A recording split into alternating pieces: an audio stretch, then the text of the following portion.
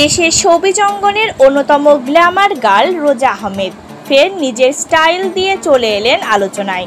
সামাজিক মাধ্যমে তার অসংখ্য ভক্ত অনুরাগী, তাই নিজের ব্যক্তিগত মুহূর্তগুলো ভাগ করে নেন নিয়মিত। এবার রঙিন শাড়িতে ধরা দিয়ে তাদের মন মাতালেন রোজা। এর আগে তাকে দেখা গেছে ওয়েস্টার্নে কিংবা টপসে, আবার কখনো ট্র্যাডিশনাল সালোয়ারে বা গাউনে।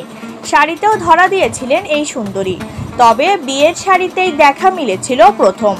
ফের আবারও শাড়িতে দেখা গেল তাকে আরও ভিন্নভাবে আকর্ষণীয় লুকে।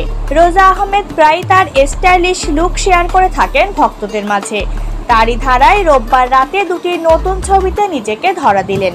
ছবিতে দেখা যায় হালকা ধাঁচের একটি হলুদ শিফন শাড়িতে নিজেকে সাজিয়েছেন তিনি। শাড়িটির মূল জমিন হলুদাভ হলেও এতে রয়েছে গোলাপি ও অন্যান্য শৈল্পিক ছোঁয়া, যা এটিকে একটি নান্দনিক রূপ দিয়েছে। এর সঙ্গে মিলিয়ে পড়েছেন একটি উজ্জ্বল হলুদ রঙের নেভি নেক ব্লাউজ। সাজে রেখেছেন স্নিগ্ধতা ছোঁয়া, স্মোকি চোখ আর নুট লিপস্টিকে হয়ে ওঠেন আকর্ষণীয়।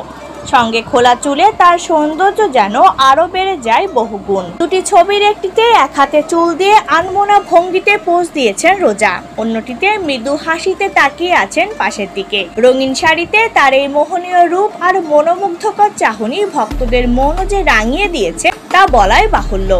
চলতি বছর দেশের জনপ্রিয় সঙ্গীত শিল্পী ও অভিনেতা তাহসান খানের সঙ্গে বিবাহ বন্ধনে আবদ্ধ হওয়ার পর মূলত আলোচনায় আসেন রোজা আহমেদ।